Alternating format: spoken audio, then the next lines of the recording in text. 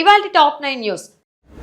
రాష్ట్రపతి ద్రౌపది ముర్ము నేతృత్వంలో విశాఖపట్నంలో అంతర్జాతీయ నౌకా దళాల ప్రదర్శన ఘనంగా ప్రారంభమైంది. దాదాపు 71 యుద్ధ నౌకల గౌరవ వందనాన్ని ఆమె స్వీకరించారు. ఆంధ్రప్రదేశ్ ప్రభుత్వ పాఠశాల విద్యార్థుల కోసం కృత్రిమ మేధ ఆధారిత ట్యూటర్ విధానాన్ని ప్రవేశపెడుతోంది.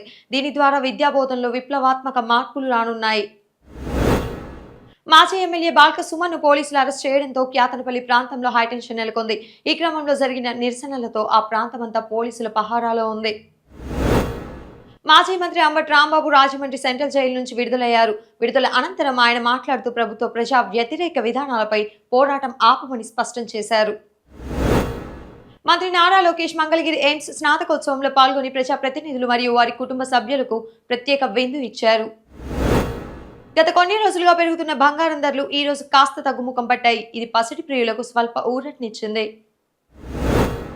విమానాల్లో అనుచితంగా ప్రవర్తించే వారిపై ఉక్కుపాదం మోపేలా directorate general of civil aviation కొత్త ముసాయిదా నిబంధనలను సిద్ధం చేసింది. న్యూఢిల్లీలో జరుగుతున్న ఇండియా ఏఐ ఇంపాక్ట్ సమ్మిట్ 3వ రోజున ప్రధాని మోడీ ప్రసంగించి భవిష్యత్ సాంకేతికతలో భారత్ పాత్రను వివరించనున్నారు. ఆకాశంలో నెలవంక కనిపించడంతో నేటి నుంచి ముస్లిం సోదరుల పవిత్ర రంజాన్ మాస ఉపవాస దీక్షలు ప్రారంభమయ్యాయి.